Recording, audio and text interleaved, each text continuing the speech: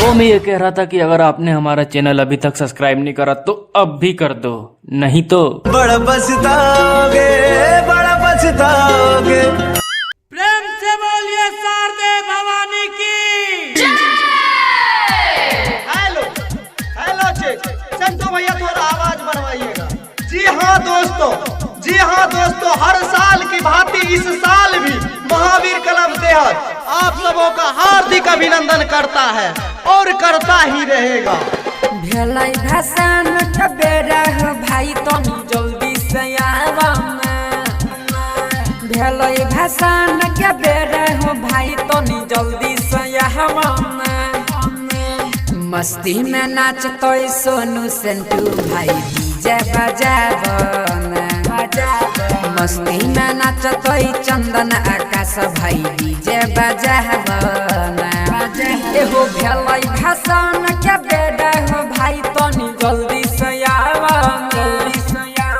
भेलै भसान के बेरा हो भाई तनी जल्दी से आवा ना।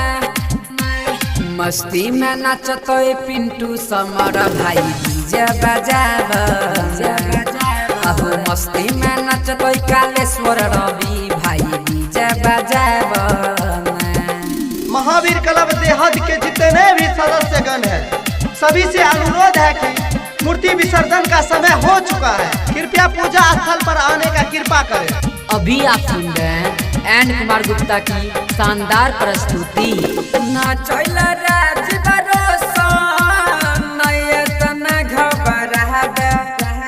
कहै छो चाचा मोहन जल्दी से हवन कराबे। हाँ ध्यान दीजिएगा, कोई भी लड़का आपस में झगड़ा नहीं करेगा, नहीं तो कमेटी के तरफ से चेहरा लाल कर दिया जाएगा। प्यार से नाचैल डीके राजा नये तना घबराबे। कहै छो चाचा पवन जल्दी से हवन कराबे। कहै छो चाचा विनोद जल्दी से हवन कराबे। हे हवन कराई के गाड़ी सजाई के मूर्ति चढ़ावन। हवन कराई के गाड़ी सजाई के मूर्ति चढ़ावन। मस्ती में नाचतो रंजित मिथुना भाई डीजे बजावन। मस्ती में नाचतो राजेश रोहित भाई डीजे बजावन। हेलो सेंटू सोनू आकाश नीतीश चंदन यीशु मिथुन मनीष परदेसी विकास धीरज और सभी पल्ला चिल्ला से अनुरोध है दीप ज्योति डीजे के सामने डांस करें। सोनू भैया थोड़ा डीजे के बेस बढ़ाइयो, केकरो कमर नहीं ले छे। गुड्डू अमरवा के देखो दिल खुश के संग में नचावे। दीपक जी सूरज के गाना दे डीजे को हरदम बजावे। सभी बुजुर्ग कमेटी से अनुरोध है कि बच्चे लोग को पानी में जाने से रोके। संजीव भाई यार के राजा भेसवा के संग में नचावे। दीपक जी सूरज के गाना डीजे पर हरदम बजावे।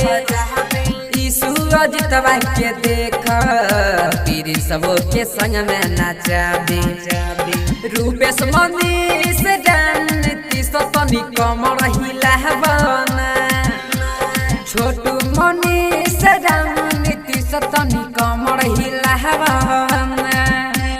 मस्ती में नाचतो सेंटू सोनू भाई डीजे बजावन।